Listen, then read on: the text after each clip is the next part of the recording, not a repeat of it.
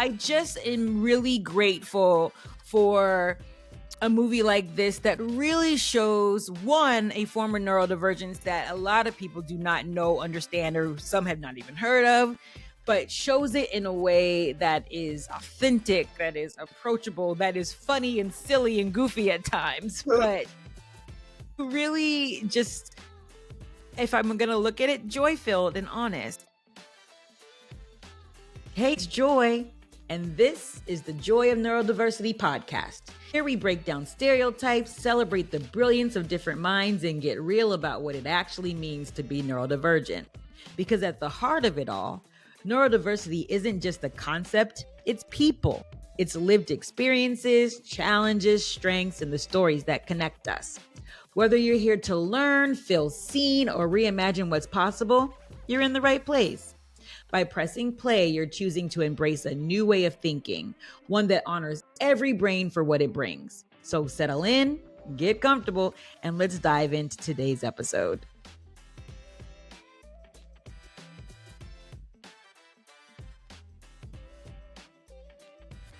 Welcome to a special edition of the Joy of Neurodiversity. Today we're exploring a film that blends stunning visuals and authentic representation called Magnetosphere. It tells the story of Maggie, a teen navigating life with synesthesia, and it's brought to life by a team who have poured their heart and research and artistry into portraying a world that is so authentic, and they do it with such care. I'm thrilled to be joined by the film's director, Nicola Rose, and lead actress Shayelin Martin, who brings Maggie to life on the screen. So both of you, thank you so much. One, for letting me just spread the word about this film, and for joining us on the Joy of Neurodiversity. Thank you so much for being here. Thank you. Thanks. I'm really excited. So I will send this over to you first, Nicola. For someone who's never heard of Magnetosphere before, paint us like a quick picture of what it is, the kind of world we're stepping into when we press play.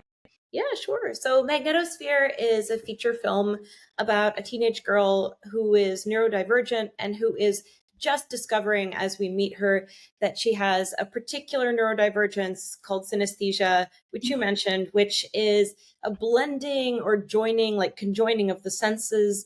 So people who have this have it in a lot of different ways. They might end up like seeing sound or hearing color or tasting like shapes or words or days of the week. And there are about, actually, I can't even say, there are hundreds of potential manifestations of this. It could work so many ways. And so in this particular girl's case, she's discovering that she has this, but she doesn't know what it is she's experiencing. It's something that happens, but she doesn't quite understand why. And here we meet her as her family is moving across Canada. She's starting a new school. She's having her first love. So it's kind of everything hitting at once. Yeah. Synesthesia is like the backdrop. Thank you. What really resonate with me, so I have dyslexia, and I also have Erland syndrome, and part of Erland syndrome is that, well, I just think part of neurodivergence, period, but part of Erland syndrome is that your words move all over the page.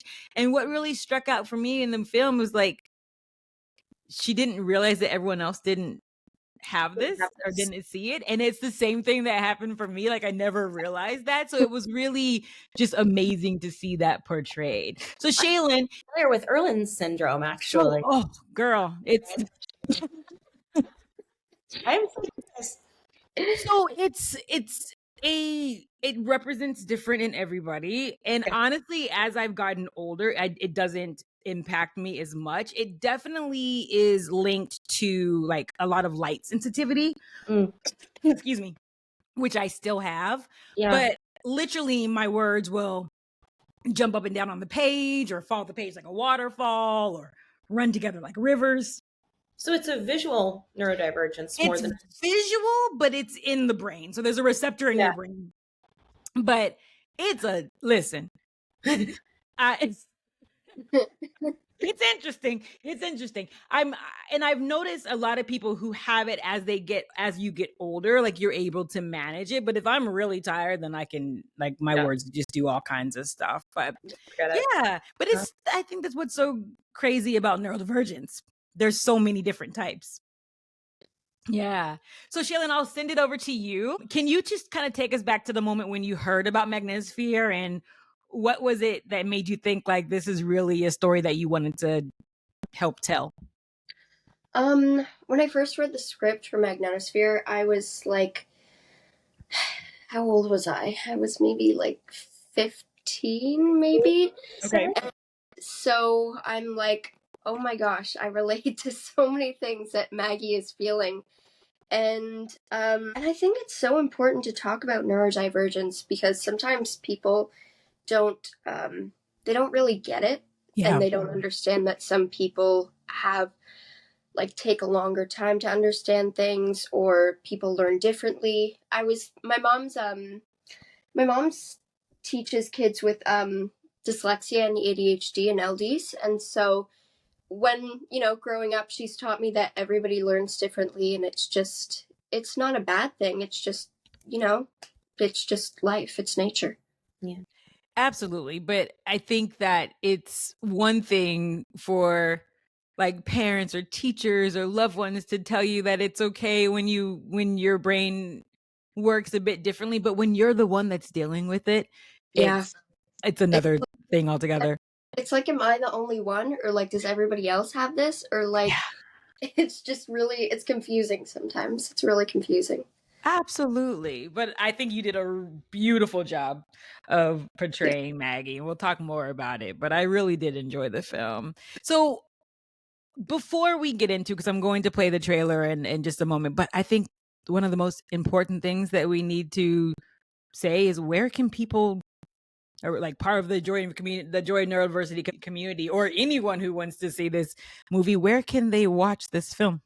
Yeah, so it was just, as of time we're recording, it was just released a few weeks ago in North America, and it'll be released in other regions as time goes on. Hopefully by the time you're seeing this, it'll be in other places. But since we don't know, we know for sure that it's on Prime Video and on Apple TV in North America. And if you were to Google Magnetosphere movie, or if you were to go to our distributor's website, which is Freestyle Digital Media, you would find that besides Prime and besides Apple TV, there's like 10 or 12 other platforms that it's on as well, like Fios and Google Play and Sling and a whole bunch of others.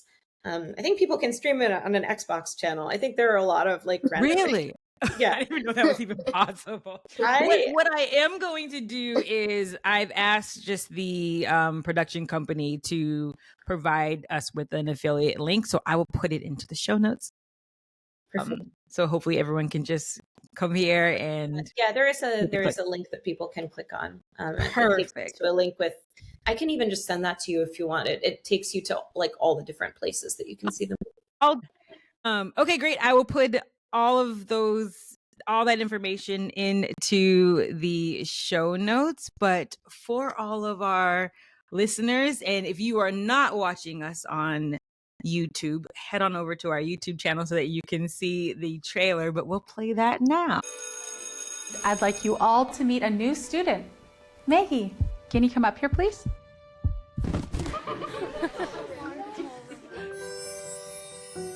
How can you move us across the country? What's wrong with this house? There's a toilet in the kitchen. Maggie, what's under your hands? Those are the sparkles from the water music. Have you heard of something called synesthesia? I don't think it's normal. Everyone's got something. You can see and hear and feel colors. That really is cool. What do you think you're really seeing? This is one righteous toilet. But I think I might be seeing what they're feeling on the inside. This is clean, right? How old were you the first time you fell in love? Guess I was 4. Who were you in love with? Bugs Bunny. Let me in! Mom, Evie won't let me in the bathroom! Cute PJs. All you ever say is Travis this and Travis that. What are you doing tonight? Are you asking me out? Would you please stop standing like that? Depends. Can you pop my pelvis back in? No. This you want my advice, don't be in a hurry to grow up. It's overrated. These are the colors of art. These are the colors of our lives. Every time you hire me, you get a free gift. You track dog poop in our house. There's plenty more where that came from.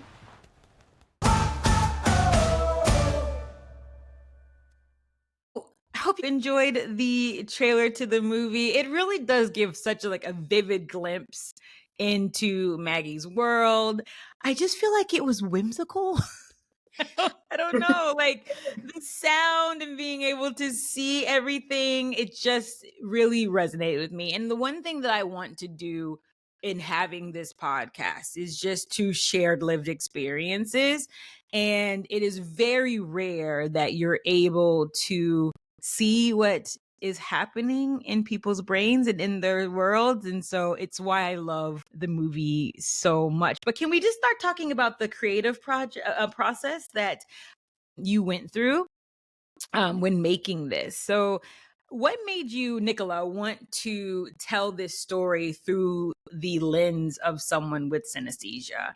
And what was your process of bringing it to the screen?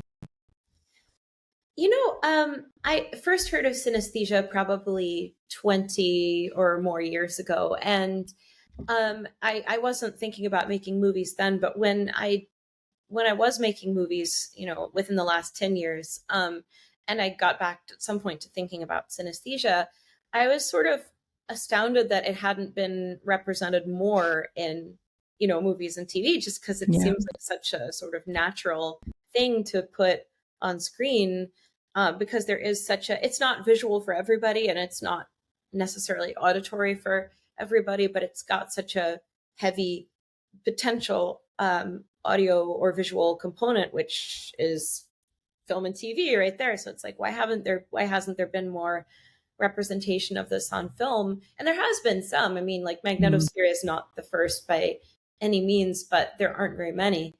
So to me, it was sort of a challenge I was setting to myself of like, how can I depict this on film? And like, how do you make this visible to people? Absolutely. And I know, like, for instance, I have a friend who experienced this as a child as a result of having like grand mal seizures. But the way that it presented with her was just so drastic that I think it was scary for people. So seeing it in this way, like she had a seizure and then opened up her mouth and could see through her mouth. Oh, wow. Yeah. So I was like, you could what? And so, but seeing people like seeing sounds or colors making shapes, like to me, that's like, okay, that's not something that's scary to me. And I didn't know as much about synesthesia before researching for this movie. So I'm happy that you're able to bring it to life. Shayelin, what made you want to, I know you spoke a little bit about the character, but really what made you want to step into her shoes? And is there anything that feels familiar to you personally between you and the character? I mean, like when I read the script, I completely understood where Maggie was coming from. And I don't want to say she was in a love triangle, but she was sort of in like a, what's the word? A weird little thing going on. Yeah.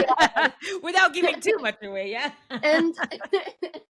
And I mean, like a lot of teenage girls and teenage boys go through that, and I understood that, and I completely understood Maggie's like awkward moments, like when she had this crush on Travis, and she's like, oh, I don't want to screw up in front of him. I don't want to mess up in front of him. I just need to look perfect. And people understand that. People get it. Absolutely. And even if it's not, with a crush or what have you, just being different in school or not, or having insecurities about interacting with peers, it comes through in so many different ways. And I think that just the movie really showed that in a very authentic and relatable way. Yeah. For me, I know one thing that was so just made me feel seen as a neurodivergent was the scene in the art, like when she was in art class and when she was looking at the different aspects of art and seeing it through her eyes. And for me, with someone who struggles with things moving, like it literally to me sometimes brings on like a visceral reaction similar to what happened in the movie. And when I was seeing that, I was just like, like this is something that I totally relate to. And think that people really need to be able to see. So it was nice to see that portrayed. And it's always nice when you see someone or see something happening on film that you relate to personally. So like, okay, I love that this is being shown and represented. And I think that it was done in such an authentic way. So that would lead me into my next question. How did both of you work together to make sure that Maggie's inner world was portrayed with honesty, especially when so much of it was a visual representation that maybe was invisible when you were filming it, but so much of it was brought to life after the fact. So how did you work together to really make sure that it came together so seamlessly? Because it honestly did. I've been thinking about this question because, you wrote them down, so gave us a minute to sort of reflect on them. So much of that for me was sort of Shayelin. Obviously, you came in later, like after at the point of casting, which is so long after the initial like writing down of stuff. And for me, so much of that happened at the point of research where I was talking to like different people who had synesthesia and hearing about what their experiences were like and trying to figure out, okay, whose experiences do I want to try? And obviously I had permission from these people, like you can use this. And, so whose experiences do I want to depict and whose can I depict, through this, through the medium of film and on a certain budget and so forth. And in a way that feels authentic. It's all these different parameters. And so, there were a few people, one was a teenage girl and a couple of others whose experiences I kind of zeroed in on as like, I would like these to be sort of the people that are closest to being like Maggie and whose experiences I would like her to be having some version of. So to me, that was the checking back in with these people, like, okay, here's how I've written it down. Does this feel authentic to you? Okay, here's a sketch of how we might like depict this, like with our art department and so forth. Does this feel authentic to you? And so a lot of like checking back and forth. And it's never going to be 100% right, because it's like we were talking about earlier, it's not like any kind of neurodivergence, synesthesia, whatever, like it's not going to be the same between two different people. You bring up the art room scene. There's a couple, in fact, in the art room where synesthesia, is causing Maggie to look at things different ways than the rest of the room might. And it's so interesting because there are some folks with synesthesia who look at that scene and say, oh my gosh, I experienced something exactly like that. And then others who look at it and say, what is even going on? I don't understand. It just, like, who are you showing it to? I don't know. Shayelin, I guess you could speak more to like what your process was, because I had kind of left Maggie behind by the time you sort of took her over, I feel like. I feel like there was a lot of behind the scenes work. Like sometimes after we'd shoot a scene, Nicola would come over and she would be like, okay, I would like you to do this, or I would like you to do that. Not in a commanding way, but in like in a note giving way. Yeah. And I feel like also bringing a part of myself into Maggie was important, because she's just a girl. She's just a teenage girl, and so am I. And I mean, like, I think they just really mesh well together. Yeah, absolutely. And I think that one thing that really comes across, I think a lot of times, especially when it comes to neurodivergence, people just miss the mark. And I feel like they missed the mark because the research wasn't there, the talking to people, like to the really investigating things wasn't there. And I feel like it's very obvious that, Nicola, you took great care in researching first and finding stories that were worth being told. And I can imagine, Shayelin, that you did the same when it came to preparing to portray Maggie, that there was just a lot of care that went into how you were going to do this. Yeah, I think I also got an advantage because my mom's a teacher and she's seen and heard so many different things, and so it was kind of an insight into what what neurodiversity is like. Yeah. What I also love about the film is that it doesn't just tell a story, it gives the audience a sensory experience.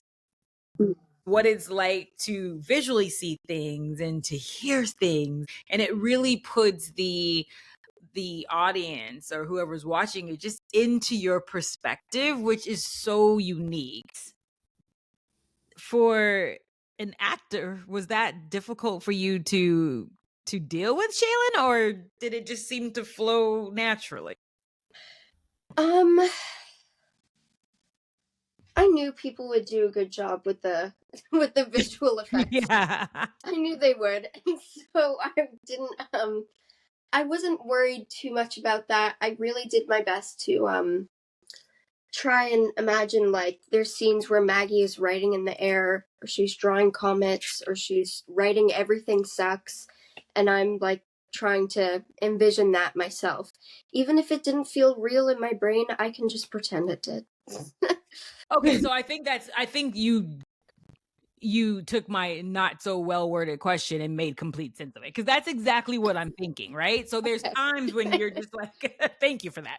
I think that there's times when you're doing things to you, in your mind, you're seeing it, knowing good and well you don't see it because you're acting these things out. But then we see in the the magic of movie making that that we see what you're doing. And so I was wondering, how was that difficult portraying? But I guess for me, it would have all been in your mind anyway. And so when you're doing it, it made sense. I feel like some people would be like, write everything sucks in the air and you don't see it. What are you talking about? But it's a weird thing to ask somebody to do. Yeah. But it made sense. I got what you were saying. Thank you. In my mind, I'm just like, that was probably difficult to portray. But then as I think back at it, it was what would have been natural to her because it was the way that her brain works. Like, for instance, I used to get in trouble for trying to hold my words down because they were moving. Probably looked crazy to other people, but to me, it was like, well, that's what I need to do to like make my life make sense. So I think you portrayed that very naturally. Thanks. So, Nicola, as a director, how did you balance making the story feel authentic for those who were going to share these experiences, while also making it accessible for the audience who would be learning about them for the first time?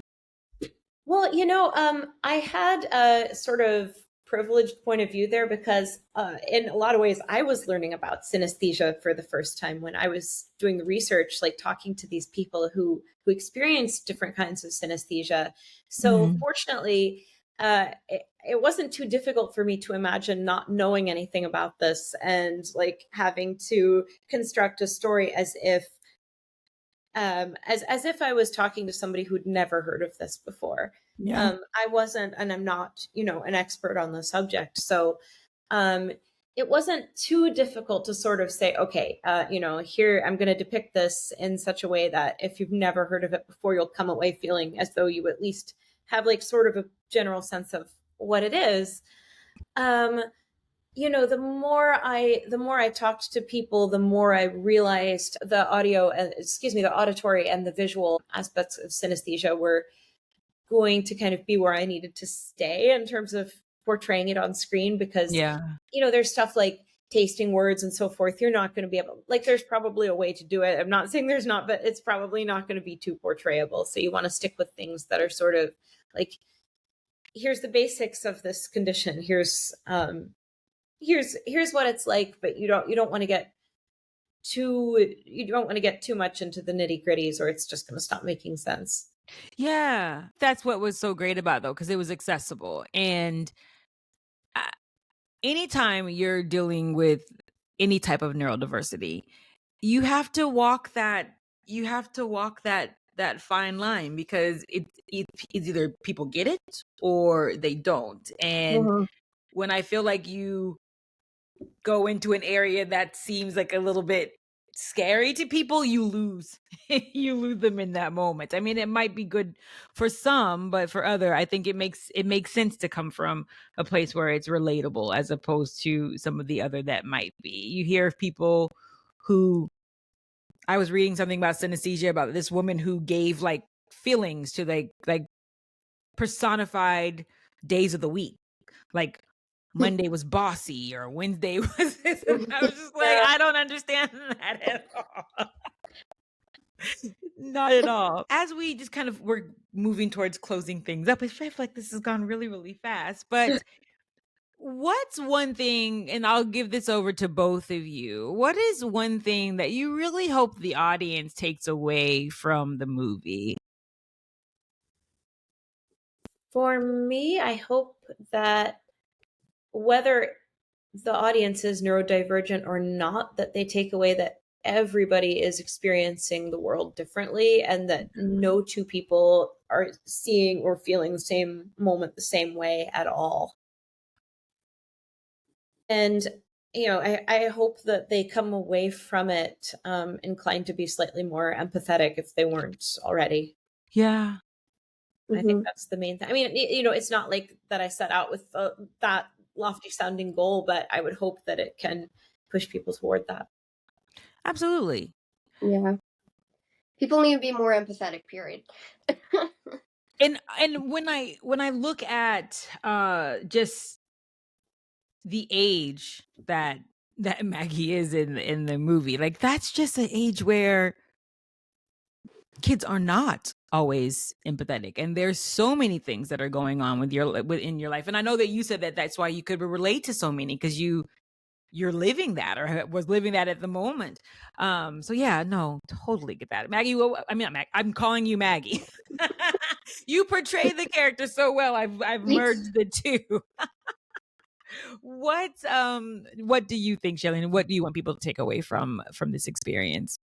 I really hope that people start understanding that everybody learns differently, and it's not their fault. It's not that something's wrong with them. It's just that they're just wired differently. I mean, like, I remember in grade school, I was doing something. I don't even remember what I did wrong. And when the teachers put my name on the board in red, and my mom like had a fit, and because I was like, I think I was 7 at this time, and this teacher was very old school, and I think I was like spacing out, because I have ADHD myself, and it's not like the angry kind. It's very much like hyperactive, like I don't know how to explain it. Kind of like drunk and happy, like that sort of thing. Okay, I'm sorry. Tell me more. And I was like, I have this kind of ADHD. It's just like when I was younger, I was so hyper, and it's like just laughing over things that aren't even funny, or like holding on to a joke in your head, and it's like, oh, shit, I can't get rid of this. Sorry. No, you're fine. But yeah, my mom got really mad because the teacher wrote my name in brown on a board, and she was like, nuh-uh. And then we switched classes, and yeah, I think people like that need to be more empathetic. I was watching a movie called, I think it might have been called The Fallout. I could be wrong. It was with Jenna Ortega and Maddie Ziegler. And there's a scene where Jenna Ortega was in class, and I don't know if it was because she was hungover, if she had weed the night before, but she was chewing on a pen, and her mouth was all blue, and she was just like completely spacing out, and the teacher's like, go to the bathroom, wash that off. And it's like, it's not really her fault, No. She's just kind of in her own world. And I think people just need to understand that. It's not just you. Yeah. And understand how lasting those things are. So for someone, it might feel like, oh, you made them write their name on the board. What's the big deal of that? But all Yeah. these years later, it's something that you've remembered. It's something that stayed with you. It stayed with me because my mom was furious. Well, yeah, but and she needs to be. And okay, so just random thing. When I'm not doing my podcast, I train teachers and leaders. It's what my job is. And I did a training one time for teachers, and we're just talking about just being very mindful about setting up the environment in your classrooms. And I made a behavior chart and I put their names like on the behavior chart, and I would just pick just random things like, Nicola, you're just taking too long to answer a question. Go move your name. Like just like, and they were so upset that their names were being moved and like they were being disciplined. Like, oh, you guys are you're having side conversations. Go move your name. And I was treating them the way that teachers treat their students, and they were so upset. And I told them, I said, you are adults that are a little bit more emotionally aware, and you are upset about this. Imagine how your kids feel when you're having your so when you say that, I completely relate to that. And just, I think also, for statistics say that neurodivergent individuals are reprimanded or spoken to in a negative way, and sometimes 10 times more than their peers are. And so it might even be more than 10 times more. And so we do internalize that. And I'm happy that you brought up that you are neurodivergent to yourself. I actually meant to ask that before, if you guys had any connections to neurodiversity, because I think it takes someone who understands to really be able to portray those things. So I have ADHD too, Shayelin, just letting you know. Mine doesn't come out as hyperactive though, like physically hyperactive, but my brain is on overdrive all the time. So I feel like my brain is hyperactive. I can't shut it off. Like, it comes in completely different ways. My mom used to know kids who threw chairs. I'm not like that. Yeah. That's that's insane. So whole. Yeah. It's just, it comes in different shapes and sizes, and it's fine. I always say, if you've met one neurodivergent person, you've met one neurodivergent person. It doesn't manifest in the same ways. Absolutely not. Well, for me, what I want to do with this platform is just really share the different ways that neurodiversity shows up, the different ways that it can manifest, and to make it like less scary for people. Not all dyslexics reverse their words. Not all kids with ADHD are throwing chairs or completely bouncing off the walls. Not all kids with autism or people with autism are like Rain Man, right? So I'm really happy that was a great movie. It was a great movie, but it also, at the same time, people were just like, oh, okay, so if you're autistic, then that's what you do. And it's not the case at all. No. There are people who are autistic who are completely high functioning. That's why there's a spectrum. That's why there's a spectrum. Absolutely. And so I just am really grateful for a movie like this that really shows, one, a form of neurodivergence that a lot of people do not know, understand, or some have not even heard of, but shows it in a way that is authentic, that is approachable, that is funny and silly and goofy at times, but really just, if I'm going to look at it, joy-filled and honest. And so I just wanted to thank both of you for, one, Nicola, for writing this and bringing it to life, and Shayelin to really putting just human side into this character in a way that made her so relatable. So thank you so much. On the Joy of Neurodiversity, we ask the same thing to all of our guests, the same question at the end of the podcast, and that is, what joy has neurodiversity brought to your life? Whether it's personal, whether it's through this, have at it. I did think about this, and I think it's actually like my own particular experience of neurodiversity, I can't say it's necessarily brought me joy. It may make me better at some things or worse at other things, and we could probably talk about that all day. I think one case of neurodiversity really bringing me joy has been talking to these people who have synesthesia. These different people who experience synesthesia in different ways, who kind of allowed me to make this movie and allowed me to like make it make sense in a way that I couldn't have, because I didn't have, well, I did have synesthesia as a child, and I wrote about this. I actually, oh yeah, I didn't figure it out though until I talked to these people. How did it present for you, just out of curiosity? Yeah, it was there was a piece of music that I could see, like I could see it playing. I could see, the colors, the instruments were, the instruments would manifest as like different colors in the air, kind of like little playground jungle gym bars and poles and things, and it was very amazing. And but you told me that your mother is a musician, yes? Yeah. I that's actually, long story short, my whole family's in one way or another, either in music or in most of them in the arts in some way. And so, yeah, there's definitely a connection there. I'm not a musician myself, but I'm, I guess, what you would call a big appreciator of music. That's kind of where this came from.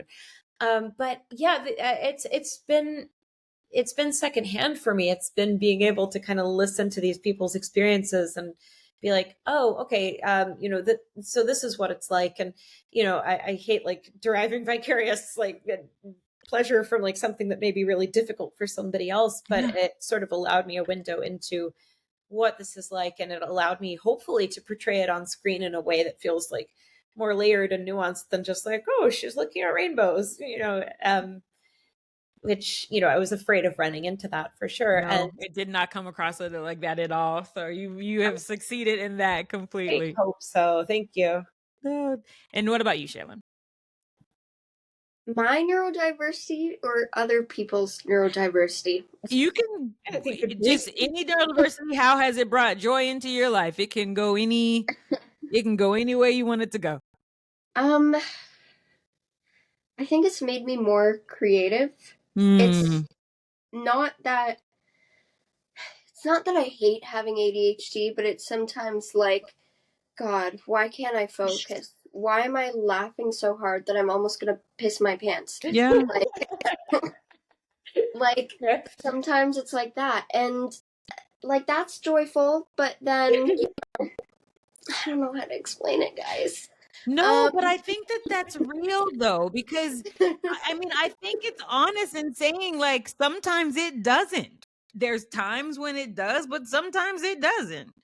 I mean, like, I talk about this in every interview, but if you see Lin-Manuel Miranda doing his interviews, my mom's like, I think that guy has ADHD. And there's nothing wrong with that. I just think he's hilarious. Yeah. And that brings me joy. So